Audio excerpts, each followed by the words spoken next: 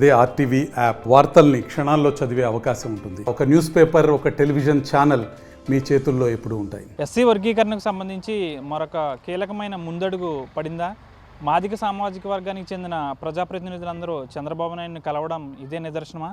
దీనిపై మనతో మాట్లాడడానికి మాల మహానాడు రాష్ట్ర అధ్యక్షులు నన్నేటి పుష్పరాజు ఉన్నారు. వర్గీకరణ కోసం మాదిగ ప్రజాప్రతినిధులందరూ కూడా సీఎం చంద్రబాబు నాయుడిని కలిశారు. అంటే మీరు వర్గీకరణ వ్యతిరేకిస్తున్నారు కాబట్టి వాళ్ళు చేయాలని కోరుతూ మరొక కీలకమైన అడుగు ముందుకేశారు. అంటే వర్గీకరణ అనేది త్వరలో జరిగిపోయే అవకాశం కూడా ఉన్నట్టు కనిపిస్తుంది. దీనిపై ఏం చెప్తారు?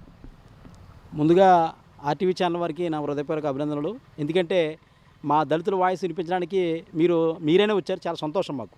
ఎందుకంటే ఈ వర్గీకరణ విషయం అన్నది ఆగస్టు 1వ తారీఖున మరి సుప్రీంకోర్టు కేసు కొట్టేసింది. ఎక్కడికక్కడ ఏ రాష్ట్రానికి ఆ రాష్ట్రం, ఏ జిల్లాకి జిల్లా మీరు వర్గీకరణ చేసుకోవచ్చని ఒక అనుకూలమైన ప్రకటన రావడం జరిగింది. ఆ ప్రకటన వచ్చిన తర్వాత మేము భారీ స్థాయిలో దేశవ్యాప్తంగా ధర్నాలు చేయడం జరిగింది. మా నినాదాన్ని మరి చెప్పడం కూడా జరిగింది. అయినా కూడా ఇప్పటికీ కూడా మరి ఒక విషయం మీద కోర్టు కానీ మరి ప్రభుత్వం కానీ వెనక్కి తగ్గకుండా వారి మూమెంట్ వాళ్ళు చేసుకుపోవడం జరుగుతుంది. అదేవిధంగా మరి నిన్న కాక మొన్న ముఖ్యమంత్రి చంద్రబాబు నాయుడు గారిని మరి మాదిగ ప్రజాప్రతినిధులందరూ కూడా కలిసి వర్గీకరణ జరిగింది, మరి మనం అనుకున్నట్టే జరిగింది, మరి దాన్ని ఏ రకంగా ముందుకు తీసుకెళ్లాలి అనేది ఒక ఆలోచన చేయాలని చెప్పేసి మాదిగ ప్రజాప్రతినిధులందరూ కూడా కలవడం జరిగింది. అంటే ఎంత స్పీడ్గా ఉన్నదంటే రాష్ట్రంలో కానీ దేశంలో కానీ చాలా మటుకి కేసులు పెండింగ్లో ఉంటాయి కోర్టులో. ఆ ఈ కోర్టులు పరిష్కరించదు. అలాగే ప్రభుత్వం జరిగొచ్చినడికి దళితులకు అన్యాయం జరుగుతున్నప్పుడు ఉన్న ప్రాబ్లమ్స్ కానీ ఆయన్ని రెక్టిఫై చేయదు. కానీ ఈ వర్గీకరణ విషయంలో మమ్మల్ని విడగొట్టాలనే విషయం ఏదైతే ఉందో ఆ విషయం మీద చాలా చొరవ తీసుకున్న ప్రభుత్వం మరి మిగతా ఇళ్ళ మీద చొరవ తీసుకుంటలేదు. అయితే ఈ చొరవ తీసుకున్న ప్రయత్నంలో మరి మాదిగ జాతికి సంబంధించిన మా సోదరులు వీళ్ళందరూ కూడా వెళ్ళి చంద్రబాబు నాయుడు గారిని కలిసి మరి వర్గీకరణ జరిగింది కాబట్టి, మీరు అనుకున్నట్టే జరిగింది కాబట్టి ఈ ప్రాసెస్ ముందుకు తీసుకెళ్ళండి, ఉద్యోగ అవకాశాల్లో మాకు ఇంకా కల్పించండి అని చెప్పి మొన్న కలవడం జరిగింది. నేను మాలా ప్రజాప్రతినిధులకు ఒక మాట చెప్తున్నా. మాదిగ ప్రజాప్రతినిధులు వారు వాళ్ళకి జరుగుతున్న న్యాయం మీద ఏదైతే చంద్రబాబు నాయుడు గారిని కలిసారో మనకు జరుగుతున్న అన్యాయం మీద కూడా మీరు మాలా ప్రజాప్రతినిధులు మీరు కలవాలి కదా. మీరు ఎందుకు కలవట్లేదు?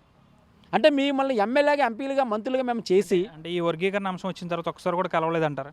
లేదు, కలవలేదు. ఎందుకంటే వర్గీకరణ అంశం వచ్చిన కాడి నుంచి ఆ సుప్రీంకోర్టు కేసు కొట్టేసిన కాడి నుంచి మాలంటోడు అందరూ రోడ్డు మీదకి వచ్చి ధర్నా చేసిన తర్వాత ఇప్పటి వరకు ఒక ఎమ్మెల్యే కూడా రోడ్డు మీదకి వచ్చి ధర్నా చేసిన దాఖలాలు లేవు. అయితే ఎప్పుడు కూడా మరి ప్రజాప్రతినిధులందరూ కలిసి చంద్రబాబు నాయుడు గారిని కలిశారు. ఎందుకంటే వాళ్ళు జరుగుతున్న న్యాయం మీద కలిశారు. మాకు అన్యాయం జరుగుతుందని అదే ముఖ్యమంత్రిని ఎందుకు కలవట్లేదని నేను అడుగుతున్నా. అంటే మీరు పార్టీలకు అతీతంగా వైఎస్ఆర్ అవని, టీడీపీ అవని, జనసేన అవని, వేరే అదర్ పార్టీ ఏ పార్టీ అయినా సరే మరి మాలా ప్రజాప్రతినిధులు మీరు ఎందుకు కలవట్లా? అంటే మీరు లబ్ధి పొందేశారు, మరి మీ కుటుంబం లబ్ధి పొందింది, ఇంకా మా రోడ్డు మీద ఉన్న వాళ్ళు మరి ఎందుకు లబ్ధి పొందకూడదని మీరు చూస్తున్నారా? లేదా అవసరం లేదనుకుంటున్నారా? లేదా పార్టీ నుంచి ఏమైనా బహిష్కరించాలని భయపడుతున్నారా? ఒకటే చెప్తున్నా, పార్టీలో ఉన్నా కానీ పార్టీలు లేకపోయినా కానీ ప్రజాప్రతినిధులు ఎవరైనా సరే మీరు కలవస్తే మేము ఏదైనా ఇబ్బందులు పడితే మాలమహానుడు ఎప్పుడు అండగా ఉంటుంది వాళ్ళకి. కానీ మీ వాదన కూడా మీరు వినిపించాలి. ఖచ్చితంగా మాది ప్రజాప్రతినిధులు ఎలా వినిపించారో మాల ప్రజాప్రతినిధులు కూడా మీరు వినిపించాల్సిన సందర్భం ఉంది. ఖచ్చితంగా వినిపించాలని మేము కోరుకుంటున్నాం. వినిపిస్తే మన ప్రాబ్లమ్స్ ఏంటో కూడా ముఖ్యమంత్రి తెలియజేయడం జరుగుతుంది. అసెంబ్లీ ఇప్పుడు బడ్జెట్ సమావేశాలు జరుగుతున్నాయి. మరి అసెంబ్లీ కూడా స్టార్ట్ అయింది, ఈ రోజు నుంచే స్టార్ట్ అయింది, 11వ తారీఖు ఈ రోజు స్టార్ట్ అయింది.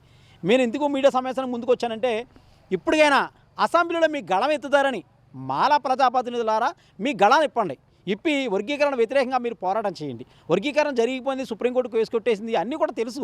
మరి దానివల్ల ఏమైతే ఇబ్బందులు అవుతున్నాయో, మరి కులగణన జరగకుండా, అది ఎన్ని కులాలు ఉన్నాయో జరగకుండా, ఏమవుతుందో తెలియకుండా మరి వర్గీకరణ చేసేసాం తీసుకెళ్ళిపోదామని చెప్పి మందాకృష్ణ గారి ముసుగులో మరి చంద్రబాబు నాయుడు గారు చేస్తున్న, బీజేపీ అగ్రనాయకులు చేస్తున్న కపట నాటకంలో మాలలందరూ కూడా బలవకూడదనే మీ గళాన్ని మరొక్కసారి మీరు ఒక్కసారి ఈ యొక్క అసెంబ్లీలో మీరు గళాన్ని విప్పగలిగితే మీరు జాతికి న్యాయం చేసిన వ్యక్తులు అవుతారు తప్ప మీరు కనీసం ఎప్పుడైనా సరే మీ గళాన్ని విప్పకపోతే కనుక మీరు జాతి ఎప్పుడు కూడా ఈ ప్రజాప్రతినిధులు క్షమించదు.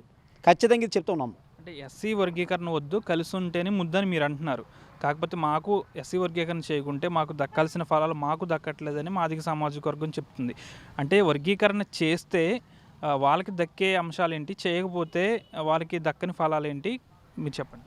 వర్గీకరణ చేయాలనే ఆలోచనతో మందాకృష్ణ మా దగ్గర 30 ఏళ్ళ నుంచి ఆయన తిరుగుతూ జరుగుతుంది.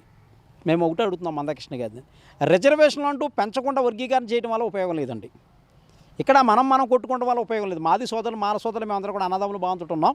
ఎందుకంటే ఒక్కొక్కప్పుడు మాల సోదరులు, మాది సోదరులు పెళ్లి చేసుకున్న దాఖలాలు కూడా ఉన్నాయి. ఈరోజు ఏదో వర్గీకరణ విషయంలో వచ్చి గొడవలు జరుగుతున్నాయి తప్ప. కానీ ఈ రిజర్వేషన్లు పెంచకుండా వర్గీకరణ చేయడం వల్ల ఏం ఉపయోగం లేదు. ఇయాల ఈరోజు ప్రధానమంత్రి గారు నిన్న స్టేట్మెంట్ ఇవ్వడం జరిగింది. ఓబీసీల్లో రిజర్వేషన్ వర్గీకరణ చేయడం వల్ల మనందరం విచ్ఛిన్నమైపోయి మనమంతా కూడా పలచన అయిపోతున్నామని చెప్పి ఒక ప్రధానమంత్రి స్టేట్మెంట్ ఇవ్వడం జరిగింది. అంటే దళితుల్లో పలచబడిపోయినా పర్వాలేదు కానీ ఓబీసీలు బీసీలు మాత్రం పలచన అయిపోతే మాత్రం ప్రమాదం అని చెప్తున్న ప్రధానమంత్రి గారికి ఒకటే చెప్తున్నాం, కనీసం ప్రధానమంత్రి గారి స్టేట్మెంట్ అయినా మందకృష్ణ మాదిగ గారు చూడాలి కదా. మరి మాలాల మాదిగలు మనం విడిపోవటం వల్ల మనం పలచబడిపోతాం, రేపన్న తర్వాత రాజ్యాంగం తీసుకొని మనం పైన వెళ్ళలేమని చెప్పేసి మనం ఆలోచన చేయాలి కదా.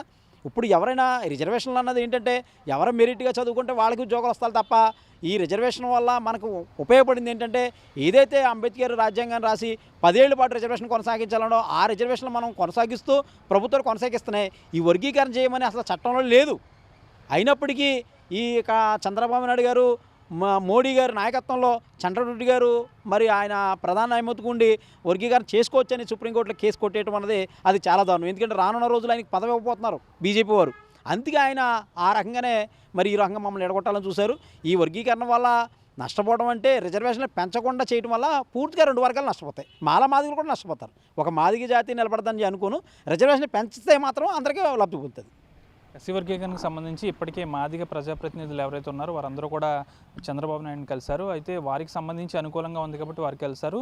కానీ మన జాతికి అన్యాయం జరుగుతుంది కాబట్టి మాల ప్రజాప్రతినిధులు ఎవరైతే ఉన్నారో వారు కూడా ఒకసారి తమకు జరిగే అన్యాయాన్ని చంద్రబాబు నాయుడుకి వివరించాలని కోరుతున్నారు. నన్నేటి పుష్పరాజు. అంతేకాకుండా బడ్జెట్ సమావేశాలతో పాటు అసెంబ్లీ సమావేశాలు కూడా ప్రారంభమయ్యాయి కాబట్టి మాల ప్రజాప్రతినిధులంతా ఒకసారి ఎస్సీ వర్గీకరణకు సంబంధించి చర్చించుకోవాల్సిన అవసరం ఎంతైనా ఉందని అయితే మాలా మహానాడుకు సంబంధించిన నాయకులు పుష్పరాజుతో పాటు మరికొందరు కూడా కోరుతున్నారు. పరిస్థితి వీడియో జర్నలిస్ట్ శేఖర్తో మన ఆర్టీవీ పశ్చిమ గోదావరి నుంచి. మరిన్ని వీడియోస్ కోసం ఛానల్ ని సబ్స్క్రైబ్ చేయండి. లేటెస్ట్ అప్డేట్స్ కోసం వాట్సాప్ ఛానల్ ని ఫాలో అవ్వండి. ఆ లింక్ డిస్క్రిప్షన్ లో ఉంది.